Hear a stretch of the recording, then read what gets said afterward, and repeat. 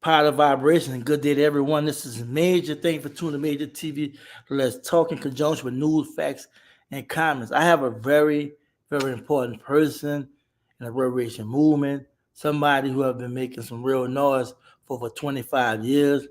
Um, Thanks to Chris Muhammad, um, who introduced me to the brother.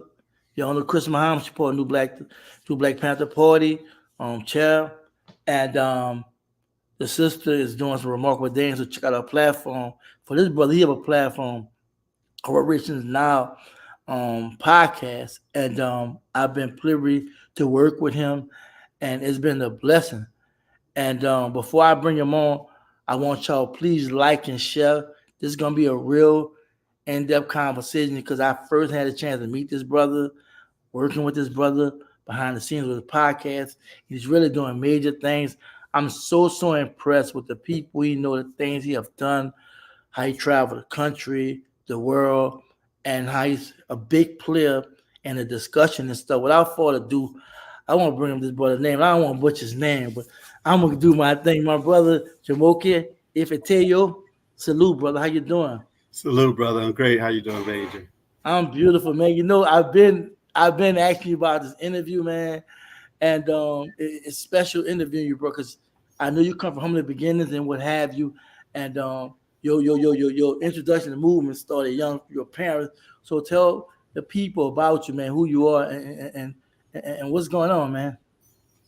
Yeah, well, you said it right. I often begin the introduction of who I am based on the influence of my parents. So I start out with my mother, who is now an ancestor, but I basically describe my mother as a cultural nationalist. So she was the one that introduced us to African culture and African spirituality and tradition, introduced us to vegetarianism, introduced us to African history and culture. And so that foundation I get from my mother. My father, who is still with us, is I guess would be mostly described as a civil rights activist, electoral politics activist. He's done a lot. He's worked on a lot of people's campaigns, from putting Dinkins in office as the mayor of New York to so many people's campaigns. He's worked on numerous Hillary Clinton. So many, I could just go on down this Jesse Jackson. So many people that he was a campaign manager or in some way had a key role in their campaigns. And so he's done a lot around that. And all the way back to his college days, he started out in the 60s movement and continued on to continue to be activist. So I look at my life as a dynamic merger of the two of them, using African culture and tradition and spirituality for social justice work. And that has all come together for me under the banner of reparations. And let's talk what got you in the movement, right? I mean, I know your parents start you off, but you deep. I mean, you probably made your mom rest in power, and peace and blessings to your dad for all he have done, she have done. But what got you involved with it in the sense whereas you're very vocal because you Yes, was on the radio, what have you? You got your podcast, yes, I sir. think you're on the radio right now. What got you so vocal about reparations in our community? Yeah. So I grew up mostly in Atlanta and was involved in community different efforts in Atlanta, and then I saw a flyer for the National NCOBRA convention coming to Atlanta in 1996. NCOBRA stands for the National Coalition of Blacks for Reparations in America, and so with that. I volunteered, went to that conference as a volunteer. I was the first day, I think it was like a Thursday, I was folding up some in materials and putting them in envelopes, stuffing envelopes or what have you, stuffing folders. And they invited me to the first meeting. And I went to the meeting and I was just very impressed. I was very impressed with the dynamic leadership I've heard from women and men, and I was like hooked, like this makes sense, and it to me it brought everything together. Like I said, it brought the culture, it brought the political. It gave to me an umbrella of how to address the problems in the Black community, and that's something that's always been personal in my heart. Like, how do we, address the problems going on in the Black community, and not even just in the United States, but even in the world. When I was in college, I was a economics and third world studies double major, because I was interested in how do we address some of the problems of poverty and different other issues affecting the Caribbean, Central, South America, Africa. And so reparations to me was kind of address everything at the root cause and address everything at a comprehensive level, as opposed to just picking out different pieces of things. Okay. Why? Because I won't lie to you. Like, a lot of us say we consciously we've been in the movement, and I can admit, like, I have a background in learning about a lot of stuff because I went through the system, but reparations, I had an idea of it. I knew what it meant. But once I started dealing with it, it's a whole nother level. It's not just dealing with slavery, it's dealing with several layers of injustice that happen to melanated people. Can you talk about that? Because I don't think people don't realize how many movements they got, Can you talk about that, man? Because I am really like surprised by a lot of things that our community don't know about. Yeah, well, sure. So for some people, like you said, just hearing about reparations, most of the people link it just solely to slavery. And basically, reparations is how we address harms that have been done to a people and crimes actually that have been done to a people that are in violation of their human rights. So the term apartheid has been used. We look at what happened in the United States in terms of the era of black codes, convict leasing, Jim Crow, all of that, sharecropping, all of that era also is included in our reparations demand, and even all the way up to now. So the continued disparities in healthcare, the continued disparities in terms of black people being arrested, particularly black men being arrested at a higher rate, all of those things come under the rubric of reparations, and reparations basically means to repair. And so those things still need to be repaired. And part of the reparations definition, I guess hopefully we'll get into it at some point, talks about not only repair, but also creating the environment such that these things don't happen anymore in the present or even in the future. So, so I have to ask this question. I know it might come off as a question that goes without saying, but why it's so important? Because it seems like, of course, most of the white community don't care about us getting reparations. Other communities as well, and even our own people. I forgot the young black intellectual. He even talks about how, how he explained how reparation wouldn't work out because he's considering the poor whites and other social dynamics, the political dynamics, and economic dynamics in this country. And I feel like why we always worrying about them when we was the one that was home, you know what I'm saying? And not saying they haven't had injustice with the government in general, but we know we had direct injustice with them. So why is it important, man? Because it seems like we missing that. Yeah, that's true. Like I said, I think to me, people who don't see the importance of reparations is mainly because they look at it as this one issue over there. So they're like, oh, we got a lot of different issues. Like I mentioned before, there's, some people are concerned about the environment. Some people are concerned about police brutality. Some people are concerned about, housing and homeless. Some people are concerned about DEI or education and children learning more about African history and culture, all those things. And so people look at all of those as individual issues. And for me, those things all come under the rubric of reparations. And that's why I think reparations is important, because if you look back at the root of all of those issues, it goes back to slavery. It goes back to those injustices that perpetuated on us in terms of enslavement. Like, for example, Ta-Nehisi Coates did a really good article that really popularized the reparations movement, helped to get more mainstream. And what he did was he just looked at housing. He just traced housing, from enslavement period all up through, different periods of Jim Crow and stuff, when redlining and when it was difficult for black families to get houses and how they had to take out these very exorbitant loans. They couldn't get the regular like mortgages and stuff, and then even certain neighborhoods they weren't even allowed to move in at all. And so, like I said, if you even look at education, I mentioned just a minute ago, at one point it was illegal for us to get an education. It was illegal to be caught reading a book or teaching someone how to read a book. And so all of those things at the root goes back to what happened to us in terms of enslavement. And so if people can begin to understand that and not look at them as piecemeal different issues, police brutality, Well, the police come from the slave catchers, the people that were hired to go out and catch the runaway enslaved Africans. And so those, and then the police evolved from that. So again, goes right back to slavery again. And so a lot of times I think that the maybe, part of the job, we have a greater challenges in education in terms of people understanding that reparations is not a issue among all these other issues. It's an overarching umbrella that deals with the root of these issues. I'll close out with this. I remember one time I was at, I think it was just this year, I was at Selma, and I go to Selma pretty much every year for the last 10, 15 years. They reenact the Selma Bridge Jubilee. They call it the Jubilee Bridge Crossing. It was a reenactment of the movement for voting rights, where they marched across the Edmund Pettus Bridge onto Montgomery, and they were beat by the police and everything. And so there's a reenactment of that every year. I go to that. Well, that's a sidebar.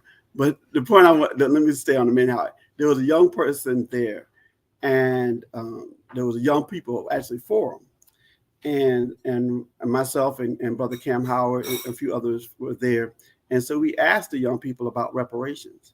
And, one of the persons said that that's not something that my constituents or the people that I work with and organize talk about. It doesn't necessarily come up. And I said, well, it does again, but you don't realize that it's coming up when you're talking about, because if you're talking about police brutality, you're talking about these other issues that you are probably organizing around. Those all link back to reparations. And so it's that they don't see what's happening through a reparations lens. And I think that's the challenge. Okay, now I think that every you talk about, I think they are very important in reference to various movements regarding education, on police violence. I think they're viable movements, like you said, it does fall up on the reparations. And let's talk about that, because when we look at like all things that happen to us, like the redlining, because it's not just slavery, redlining, predatory lending, etc. And I remember you played a famous clip to me by King calling out a lot of white people that came from foreign countries, that moved immigrants, that was given a hand now, and the same immigrants criticizing us about we should work hard and get them a bootstrap. Whatever. Talk about where he was coming from, because he illustrated. People don't know he spoke about that in his own Jumoke channel, but it's also all on YouTube about what he was talking about. Because you got white people saying that right now, and you allow your videos and comments to say that. Why don't you talk about that? Because that's very disrespectful, as well as people not really knowing history. Yeah, that's basically, I think you kind of answered it right there at the end, saying that people not knowing history. So yeah, what you're speaking about is a speech, and actually several times, actually I began to notice that when certain things that Martin Luther King talked about, he talked about it in several different times. So sometimes you gotta be careful. I say the speech, but in one of his speeches, he was talking about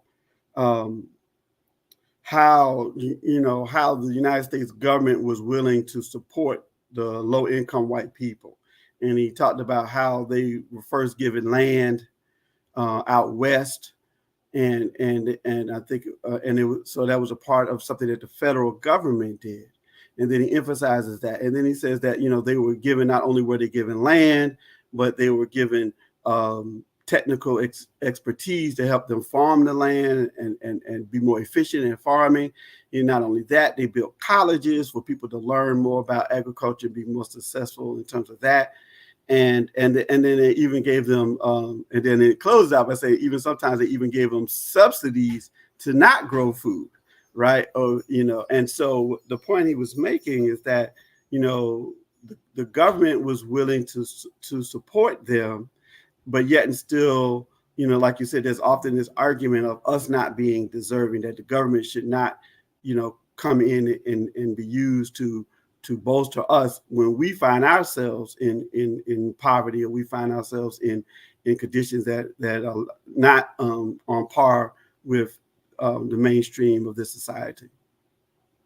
I know you recently had a special where you brought in Cam and Sister Robin about the late great um Sheila Jackson Lee, Congresswoman Sheila Jackson. Yeah. Lee. Can you talk about that and why you commemorated her and the significance that she played with HR 40 bill after Representative John Conyers had passed?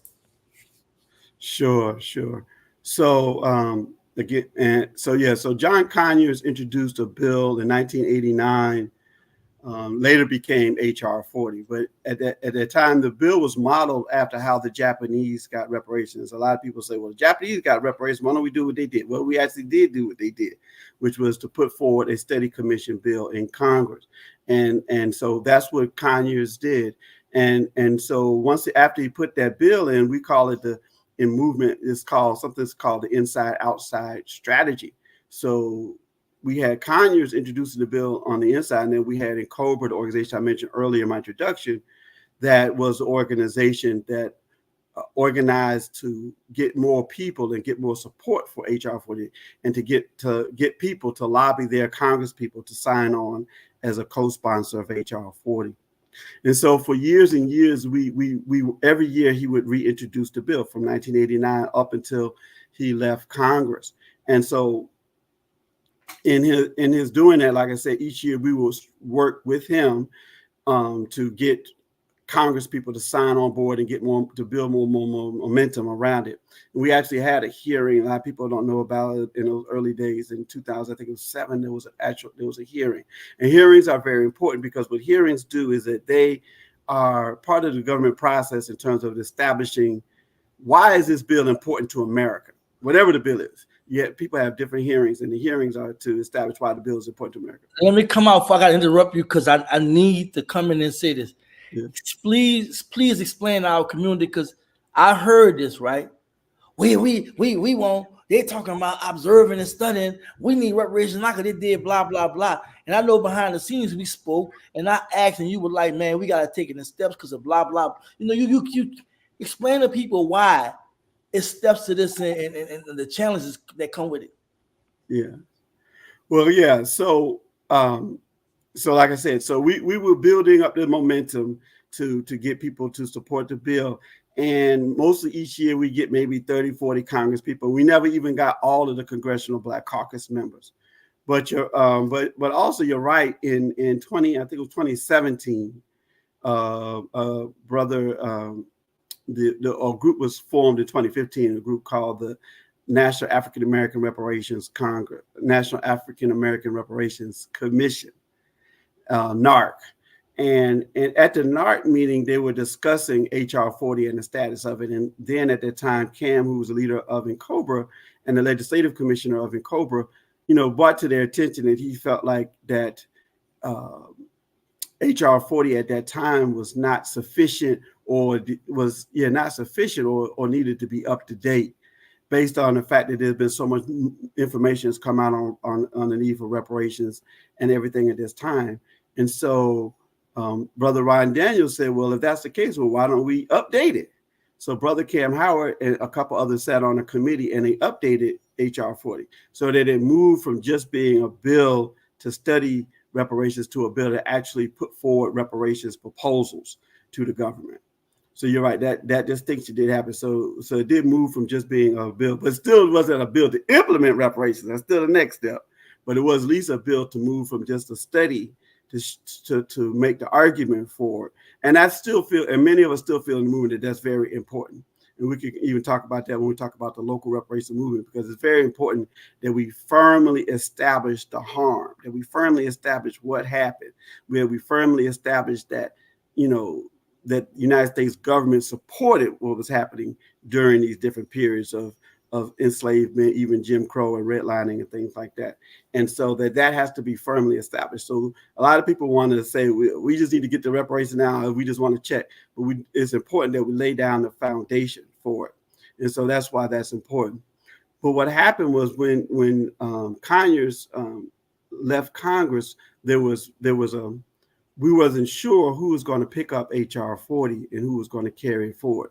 Sheila Jackson Lee was chosen by Conyers to pick it up and take it forward. Now, we didn't know, and even honestly, I know that Conyers put forward the bill, and someone kind of went through the motions, but he didn't really like push it. Sheila Jackson Lee did. Sheila Jackson Lee was, first of all, just a very effective congressperson. We're learning more about that. It's unfortunately sometimes you learn so much more about people after they transition, but she was a very, very effective congressperson in passing other laws and getting her amendments added to other bills and stuff being passed. So she knew the strategy. She knew what needed to be done. She knew how to put fire under people, how to get things moving, what needed to be done to get HR 40 passed. And so we went from, like I said, having an average of 30 to 40 Congress people to having about 186 Congress people signing on as a co-sponsor. This is unheard of.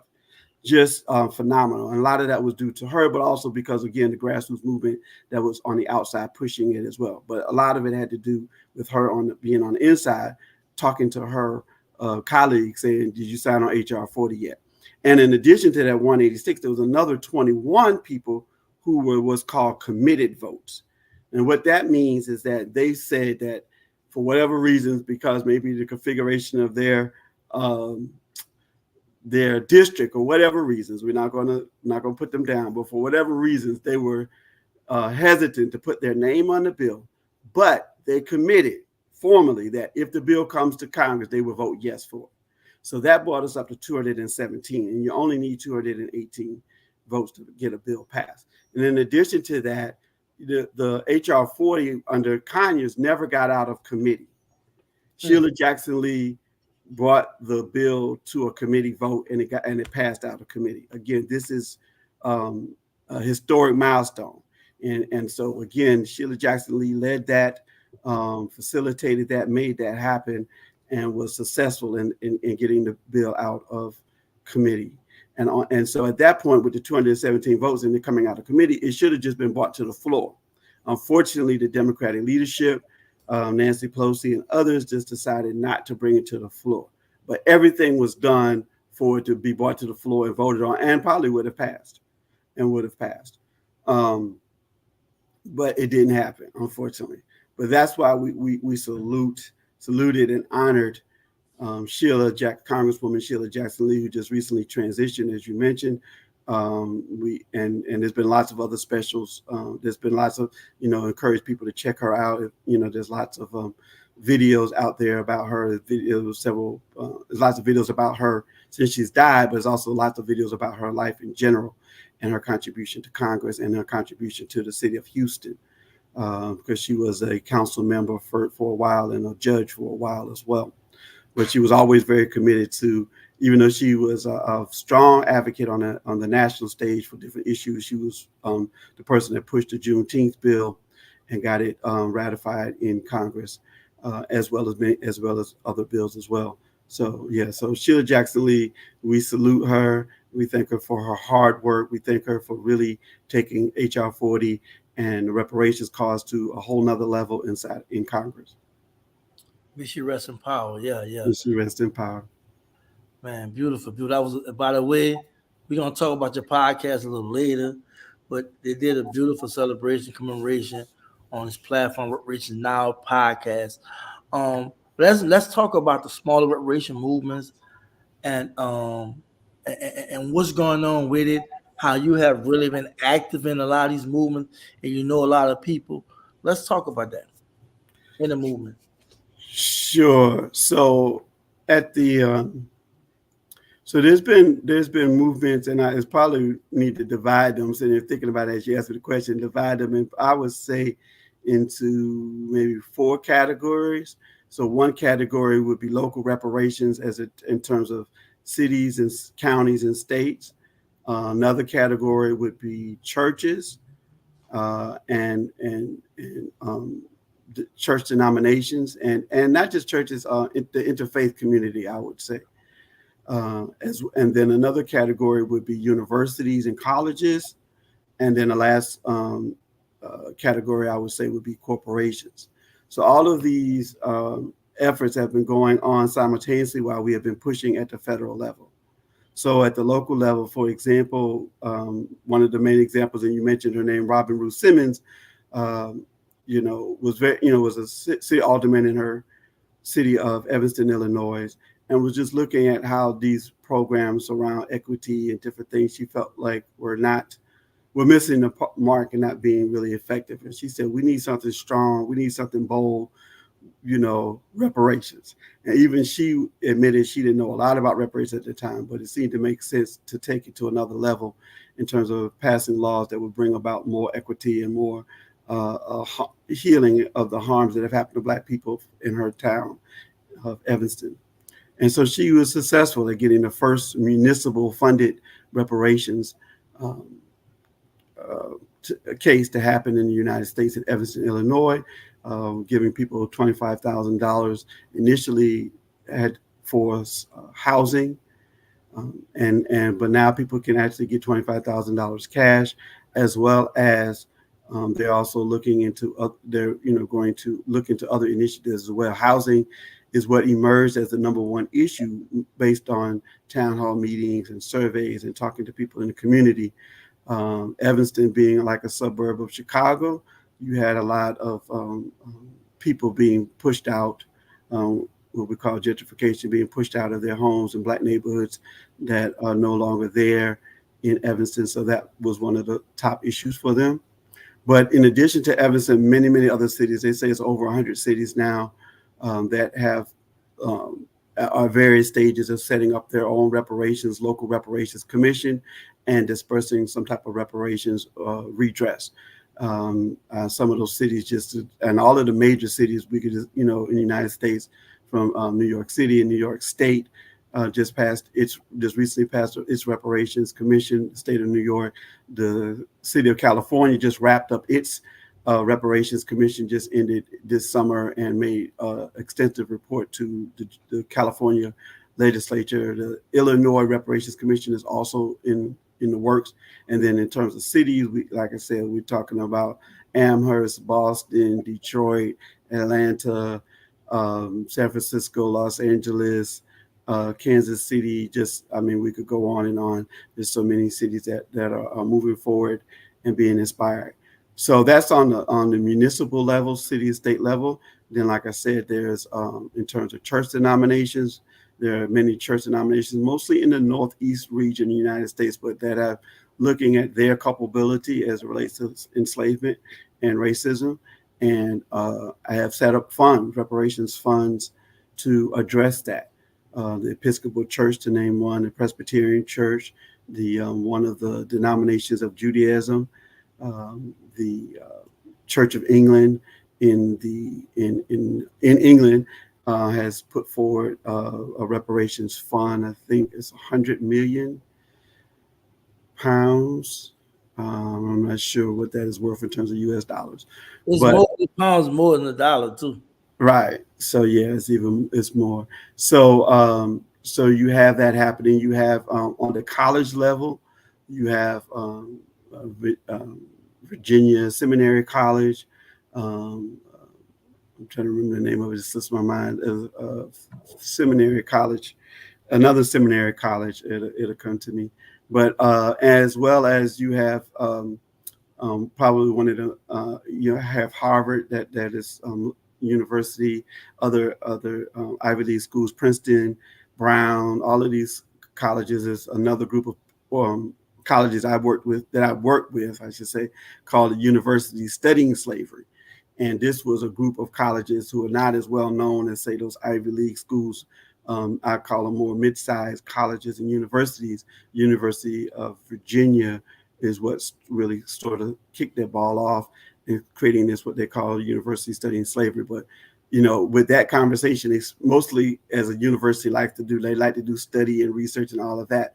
But after several years of study and research, activists like myself and others began pushing them to look at, now you need to do more redress and reparations issues. And they started doing some things, renaming buildings and doing some things, but much more needs to be done. And statues and all that.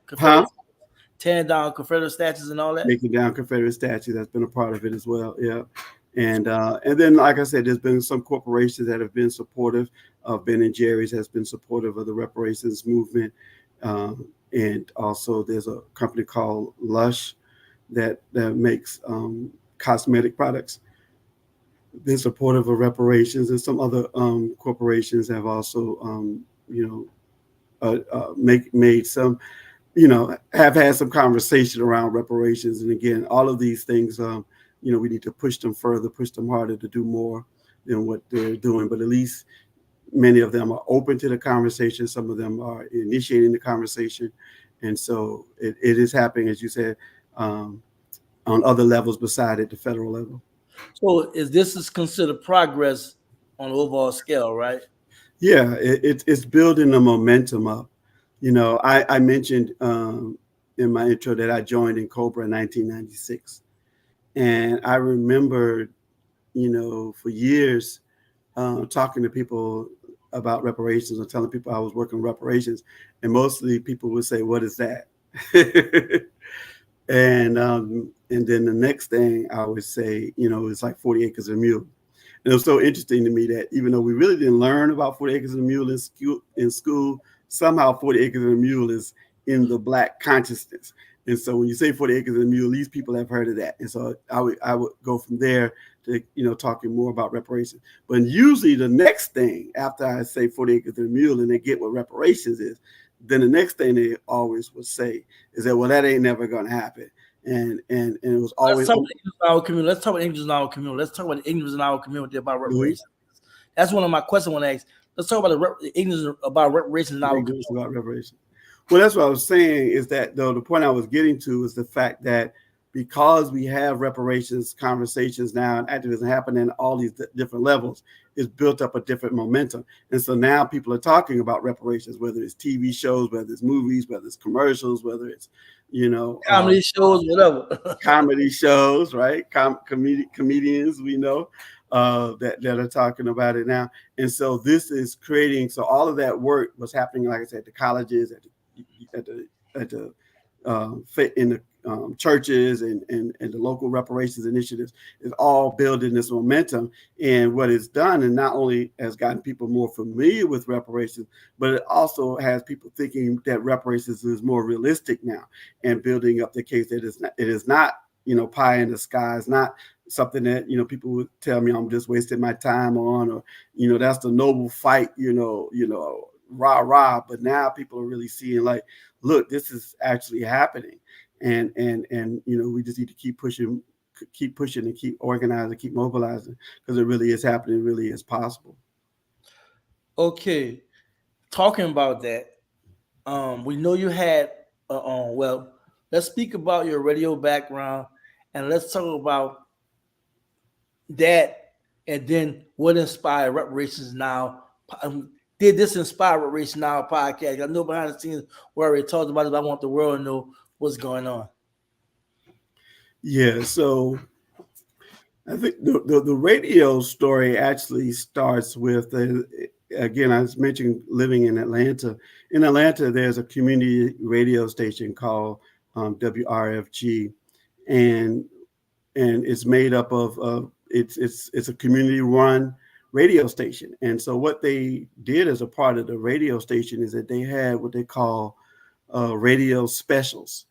And what that means was basically that different, what they call them, air shifters, could come together and produce a specific radio show on a specific issue. And so, like, I give example, like they used to do a radio special on Bob Marley's birthday, or around Bob Marley's birthday, right? So, and these radio specials were initially 12 hours, or you could make a request to do a full 12-hour special just on your particular topic. And so at the time when I was a part of the Atlanta chapter of NCOBRA, some of the elders of the Atlanta chapter of NCOBRA, they had a show on WRFG called What Good Is a Song? And so they decided, let's do a reparations special. So they started doing these 12-hour reparations specials. And I started working with them on those specials. And then this radio station cut it back to 6 hours. And but then we continued to do those radio specials. And then several of those elders transitioned. and they passed their show on to some younger people. But I continued to do some of the 6-hour radio specials, and also, simultaneously while we were doing those specials, began to collect reparations music. A lot of people are not familiar with. There's a lot of reparations music, and even more so now. But then back in the, I'll say, early 2000s, I was collecting different songs by Gil Scott-Heron, Who Will Pay Reparations on My Soul. And many people don't know that Prince did a song. Actually, he covered a song that the Staple Singers did on reparations. When Will We Be Paid?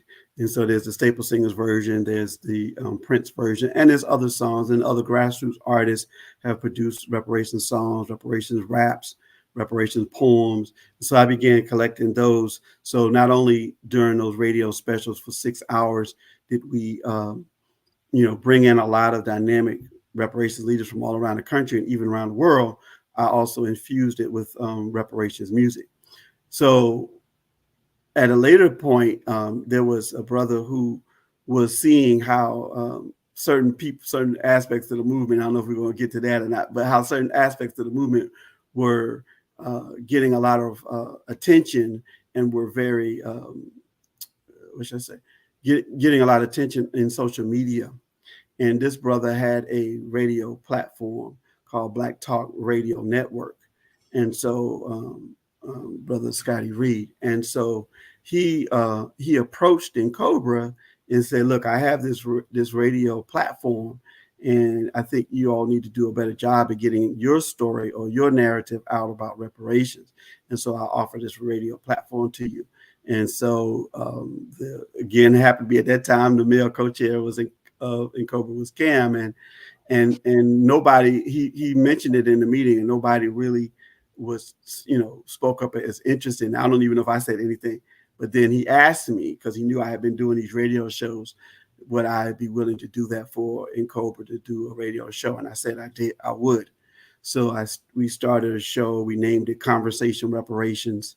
Actually, we used to call the shows on WRG Conversation Reparations, some of the later editions.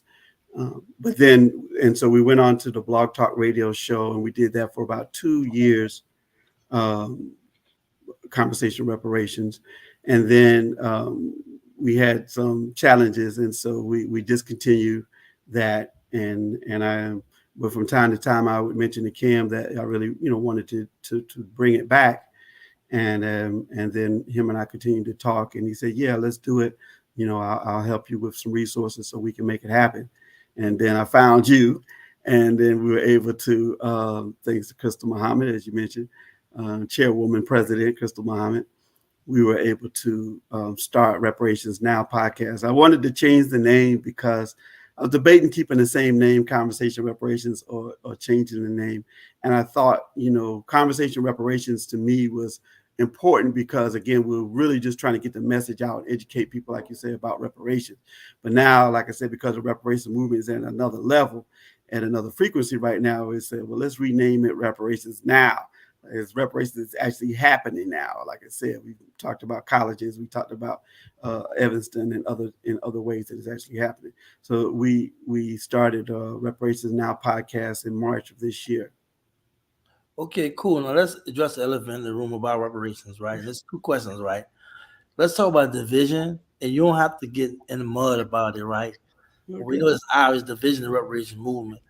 And also, what's the obstacle, the big obstacles that we deal with, but that you're dealing with, we dealing with reparations of people. But that's as a 2-part question, but there are division, obvious division, and sometimes division can hurt progress. But let's talk about that.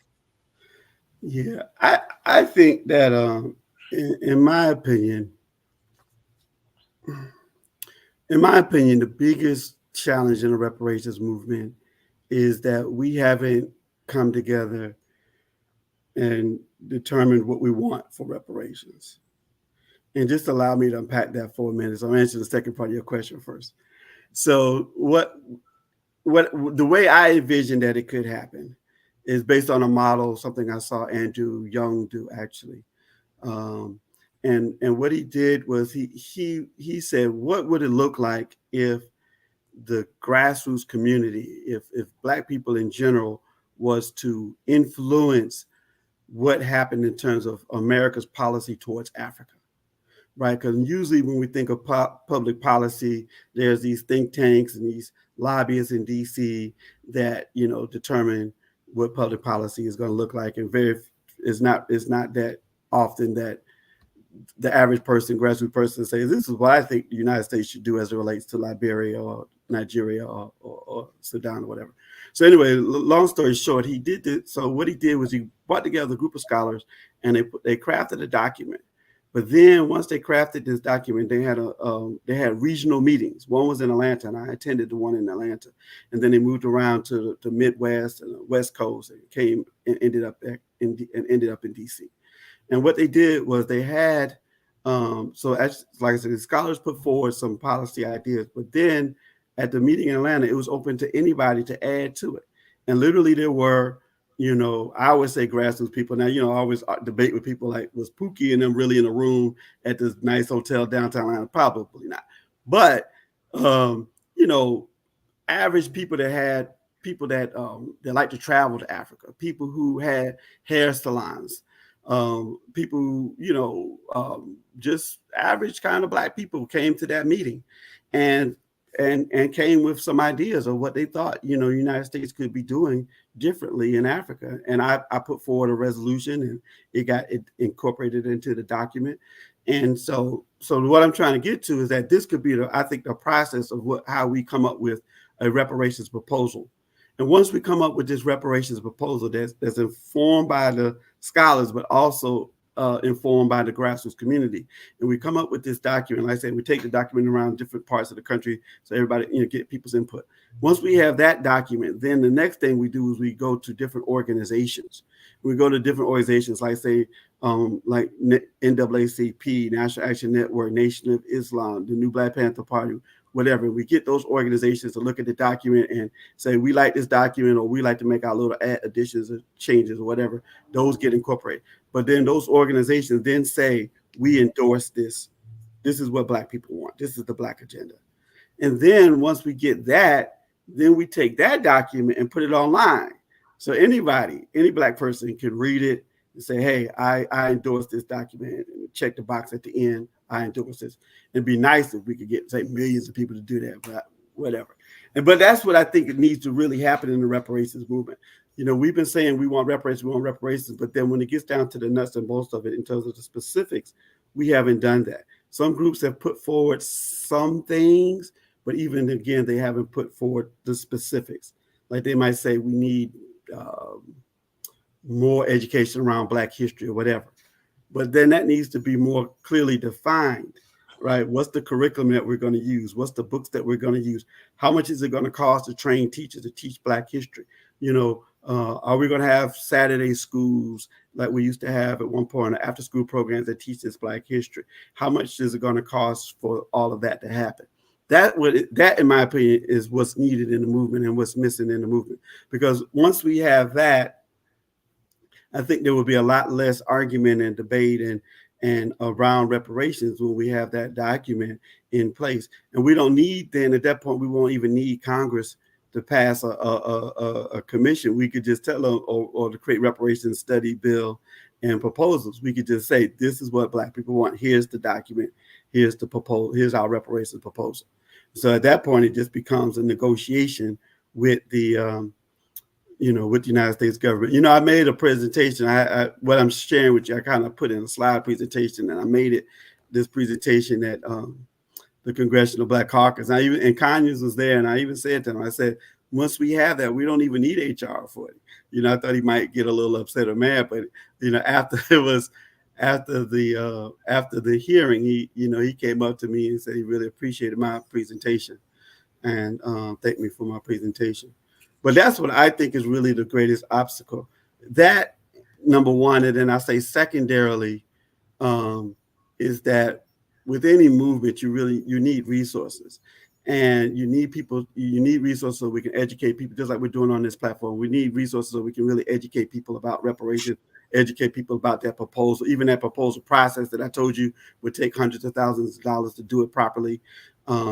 so we could, rent out the spaces and have people come to those places and give their input and stuff. And so, so we need resources. I think that's something that's, somebody, a few of us were talking recently, for example, about all the money that was raised. Like, well, in 2 days, there was a Black women's effort for Kamala Harris. And then in one day, and then a few days later, there was a Black men in support of Kamala Harris. And I think between those 2 days, they raised like $80 million, right? We don't even need $80 million. Just give us $10 million. Put $10 million into the reparations movement, and you can see the reparations movement could go to a whole nother level. We would have music. We would have a budget where we could do, ads on social media. We could do all kinds of, ads on, we could, do all kinds of, community organizing and educating around reparations. And, maybe more than 10 million. I don't know, but I think 10 million would be a good start. If they could raise 80 million in one day for Kamala, which is going to be, in my opinion, going to be wasted on TV ads and all of this kind of stuff. But that's another conversation. We'll get into that. I know people think there's an existential threat with the Republicans and all of that. But well, you're going to my next question. So where do you think the reparations movement should go now? Well, yeah, that's it. Like I said, I really think that we need to focus on this reparations proposal, so we'd be on the same page. I mentioned NARC earlier, for example, and NARC has something called a 10-point plan, but the 10-point plan is good, but it only, like I said, it just outlines some broad strokes in terms of what should happen in the community. And like I said, it doesn't give a detailed plan of how it would be operationalized. It doesn't give a detailed plan of how much money it will be needed to implement each one of their 10 points. And so this is what I think is really missing in the movement, is that we have to figure out how to organize a process of coming up with our own reparations proposal, not leaving it up to the government, not leaving it up to a commission that's created by a government, but that we as a grassroots come up with our proposal. And they could come up with their own proposal too, but at least we'll have our proposal and we'll give it to them and say, this is our proposal. And I didn't talk about the division. I'll go back to that. So part of the division in the reparation movement really kind of stems from this issue of a couple of things. One is that, some people feel that, and I just went to their website just recently, some people feel like reparations should primarily be cash payments. And for many of us in the reparations movement who've been focusing on this for years and decades, and even other groups even before us, we feel that reparations is much more than just a paycheck, is much more than a cash disbursement. And what we use to guide us, and I mentioned this earlier too, I said, which is maybe a time for me to bring it in now, which is the United Nations definition of reparations. And I'll make it brief. But in terms of the United Nations, different groups of people were bringing to the United Nations a demand for reparations. And so what the United Nations decided to do is that we need to have some clarity and some uniformity of what reparations could look like or should look like in different places around the world. And so this becomes the international standard of what reparations is. And this is something that we also incorporated in that bill when we updated the bill I mentioned earlier in 2017, and when we updated HR 40.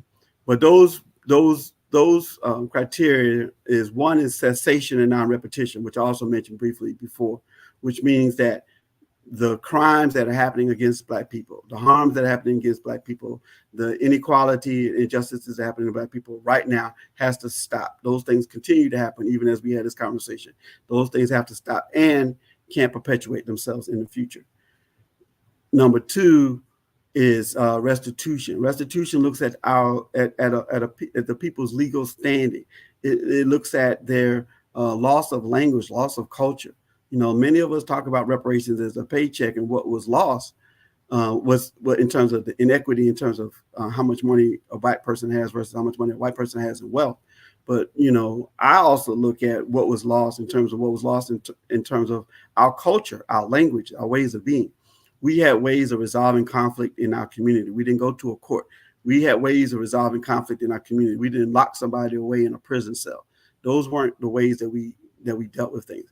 We had ways of dealing with some education and process. We didn't put people in a building, but sitting behind a desk in a square room with a teacher in front of them. We had ways of dealing with how we socialize and prepare each generation to perpetuate the community. And so restitution looks at all of that and more. And I said I was going to keep it brief, so let me keep moving. So then there is compensation. And so compensation is what it is, financial reimbursement. We understand that a lot of the things that I'm talking about requires money. If we want to teach all Black people in America an African language, that's going to require money and resources. And so compensation is definitely an aspect of reparations. And a lot of what happened to us, slavery really, at the root of it was based on economics. We contributed to the wealth of this country. I always remind people, oftentimes people focus on the cotton that was picked, the tobacco and all of that. But the biggest resource in America at the time when slavery ended was us, our ancestors' bodies. The cost of an enslaved person was more valuable than any cotton or tobacco or any product that we produced. And so we have to look at that. So economics and compensation is definitely important. And then there is rehabilitation. Rehabilitation looks at the fact that, those crimes that have happened to us are traumatic. Those things that have happened to us, from lynching to whippings to surviving the enslavement ships, to even right now seeing police kill our brothers and sisters on the street, and there be no repercussions and no justice. Those we still continue to get re-traumatized by those things. And so we have to address those issues in terms of rehabilitation and the psychological well-being of Black people, from post-traumatic slavery syndrome, post-traumatic slavery, this slavery disorder. There's different things that has been called. Dr. Joy DeGraw, post-traumatic slave syndrome. Right. But there's even other different words that people have coined for it. But the fact of the matter is that we have been damaged. We've been damaged, and our bodies have been damaged, and we've been damaged mentally and psychologically as well. And so all of that has to be addressed as a part of our reparation. And then there's something called satisfaction. And so the satisfaction looks at apologies and acknowledgement. As I said before, it's important for us to lay the foundation that a wrong was done. We need the United States to admit, we need these colleges to admit, we need local cities to admit that they did something wrong as part of the foundation of reparations. But as a part of the repair, we need them to acknowledge that. But in addition to that, it looks at things like education, it looks at movies, museums, things that tell the story, the true story of people of African descent. I said I'm going to start keeping up with. A lot of times I give examples of like all of the contributions that we've made to America, and a lot of times I use older inventions. But there's been if we talk about, say, like the traffic light or different things, the gas mask, and all these inventions that Black people made. But even right now, Black people still making contributions. Black women are responsible for GPS and so many other different things. So even the modern day inventions of this country still coming out of Black minds, and a lot of times they're not getting the financial well-being that they deserve for coming up with these patents and these inventions. So those are the 5 forms of reparations. And so it's important that whatever when we have the conversation about reparations, we don't limit it, in my opinion, to just money, right? And so that's there's some groups in the movement who say that they basically just want the government to cut us a check. And I think that that's a challenge, because I don't think that's going to really address systemically the challenges that we have as Black people in this country. And many people say, I don't like to say it, so I ain't gonna say it. Well, some people say, when we get the check, what are we gonna do with it? I'll stop there. I got a few more questions before I let you go. We nearing the 1 hour. First thing first, you didn't really talk too much about. We're gonna go into that now. So with your history of being in the Reparations Movement, you being part of NCOBRA, integral part with that. All your research, your education, your experience, your travels, you being on the radio, what have you. inspired or got Reparations Now podcast off the ground, right? Let's talk about, because of all this, it was a catalyst, whereas it either infused or inspired Reparations Now podcast. Let's talk about that, because I think that a lot of stuff you're talking about, people go to your platform, you already, it's like you're rehashing a lot of things. You're bringing on answers. You're going way back. I mean, you're doing a lot. So that's one of my questions. Talk about it secondly. Man, I know you've been through a lot. I know you have dealt with a lot of pushback. What keep you going, man? What inspires you? Because it's a lot from what I'm learning. Yeah, I'm not sure what was the first question. About the podcast, about all the stuff you did. Right. We infused and started Reparations Now podcast to keep going. I know it's Reparations Movement thing if have gotten some flame to it, right? I'm trying to see about, we hadn't really talked about your podcast. We talked most about the radio station. I want to go into the podcast again. Yeah. Well, one of the challenges in the movement is that the movement has to continue to evolve and has to continue to evolve with the times. And so, even with the radio show and the earlier podcast that I did, both of those were audio platforms. And we realize now that, if we really want to engage our people, we have to engage on a video platform. And so that's really what really inspired the evolution to Reparations Now podcast, was that we knew that we needed to be on a video platform. And because, again, so many people, when they search for information, well, actually back in the day, right, we'd have to go to the encyclopedia set. Now when we search for information, the older people will Google it, but younger people will YouTube it. And maybe they even TikTok it, I don't know. But what we do know is that people are more attuned to getting information, I'll say, from a video platform. And so that's why we felt it was so important to do Reparations Now podcast as a video platform. And, like I said, there's been a challenge really in the reparations movement, to be honest, because, we do have people who are older in age. And so a lot of times people who are older are challenged with keeping up with the technology of the day. Even I find myself challenged with keeping up with the technology of the day. And so we really do need younger people to assist, to work with us, and to work with the reparations movement, and work with the elders in the reparations movement, so that we can use the technology of the day. Like Crystal Muhammad mentioned to me, we need to have a reparations app. Like, where's the reparations app? Why not? And so, yeah, so I hope I'm answering your question, but that was real. That was the real fire in my mind for doing the Reparations Now podcast, was that we needed to be engaged on a video platform.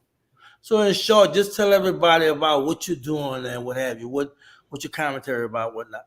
Just basically, I know we know it's about reparations, but I want just a little something, not that long. Well, yeah. So the vision to me about Reparations Now podcast is that it's a one source that you can go to find out about what's happening in the reparations movement. So we are endeavoring to cover all of these topics that we've talked about so far, as we mentioned before, HR 40 and what's happening nationally, what's happening locally with different reparations initiatives. We interviewed some local activists in Vermont and Burlington.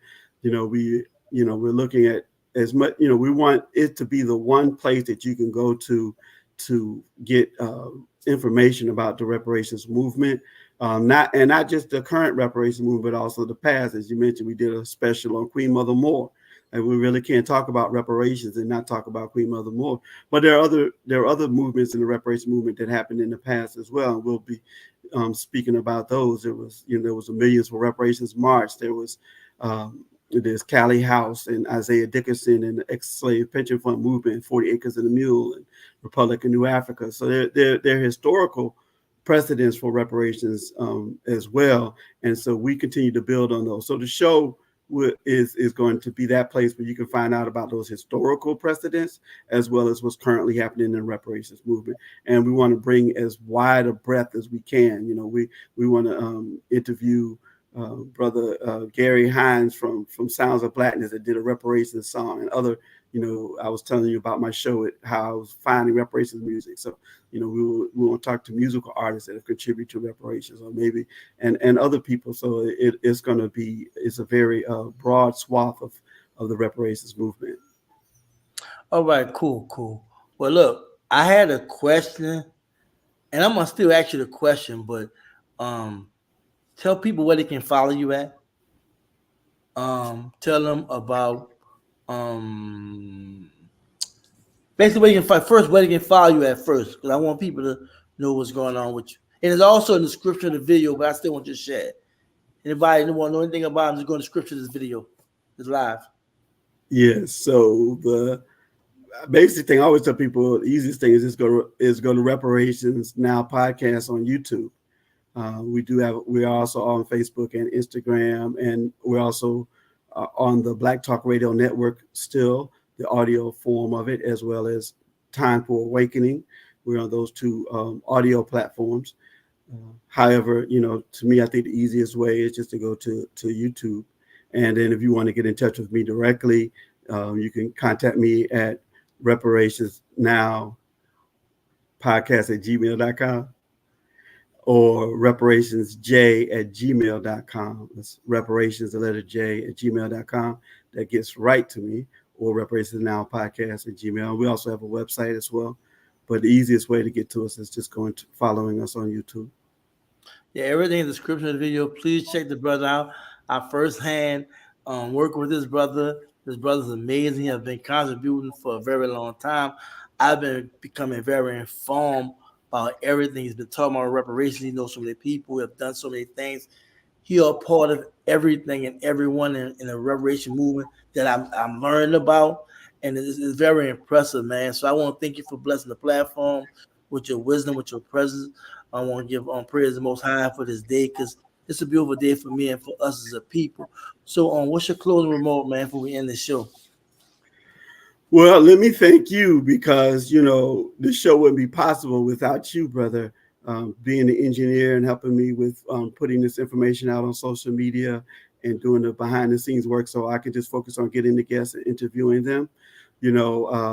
I searched for a while to try to find people, and was concerned about getting the right fit, because not just somebody who could do it, but also someone who is understanding what we're trying to do by getting reparations across. And so you ended up being the perfect person in terms of that, in terms of recognizing the importance of reparations and understanding the mission of what we're trying to accomplish with, through Reparations United, who's the foundation supporter of this show, of the Reparations Now podcast, and you being instrumental key in being able to do the engineering and the background work that I'm not as proficient with. So again, and then just in closing, we just encourage people to support the reparations movement, and support the Reparations Now podcast, and you can learn more about the reparations movement through that. Thank you so much, brother Jumoke. Blessings to you and your family, man. Speak to you soon. You take care, brother. All right. Thank you, Brother Major. All right. Peace. To everybody watching, thank you for viewing the show. Thank you for the comments. Please like and share. Subscribe if you're new to the channel. Also, go check out Brother Jumoke channel, Reparations Now podcast on YouTube. He's also on Instagram and Facebook, and he's on TikTok and X as Reparations Talk. So please check him out. I want to thank him so much for coming on. And I want to thank you for just all the love and support over the years, how y'all continue to support Major TV as we grow and evolve. So again, y'all have a blessed one. Y'all take care, be safe, and just be yourself. Peace. Let's talk. Yeah. Doing it from the heart, 'cause that's the only way of doing it. Giving them food for thought, 'cause these Jews are real jewelry. Remember we used to march for peace. The days Dr. King, remember we would walk the streets showing our unity. Yeah, strength in numbers, we need more talk among us. We need to show more love and be more supportive. Product of my environment, something wrong with the soil. Soldier with no platoon, 'cause every day it's a war. Doing it from the heart, 'cause that's the only way of doing it. Giving them food for thought, 'cause these Jews are real jewelry. Remember we used to march for peace. The days Dr. King, remember we would walk the streets showing our unity. Doing it from the heart, 'cause that's the only way of doing it. Giving them food for thought, 'cause these Jews are real jewelry. Remember we used to march for peace. The days Dr. King, remember we would walk the streets showing our unity. Let's talk. I ain't saying that it gotta happen overnight, but we gotta make a change to preserve life, serve a greater purpose, and start with you and I. Gotta plant the seeds of hope deep in your mind, and let it grow to something you never thought it would, and give back all the blessings to the neighborhood, just the way you should, the only way to do it. This is Major TV Music, Black Media. Doing it from the heart, 'cause that's the only way of doing it. Giving them food for thought, 'cause these Jews are real jewelry. Remember we used to march for peace. The days Dr. King, remember we would walk the streets showing our unity. Doing it from the heart, 'cause that's the only way of doing it. Giving them food for thought, 'cause these Jews are real jewelry. Remember we used to march for peace. The days Dr. King, remember we would walk the streets showing our unity. The Negro is still languished in the corners of American society and finds himself in exile in his own land. So we've come here today to dramatize a shameful condition. In a sense, we've come to our nation's capital to cash a check. When the architects of our republic wrote the magnificent words of the Constitution and the Declaration of Independence, they were signing a promissory note to which every American was to fall heir. This note was a promise that all men, yes, black men as well as white men, would be guaranteed the unalienable rights of life, liberty, and the pursuit of happiness. It is obvious today that America has defaulted on this promissory note insofar as her citizens of color are concerned.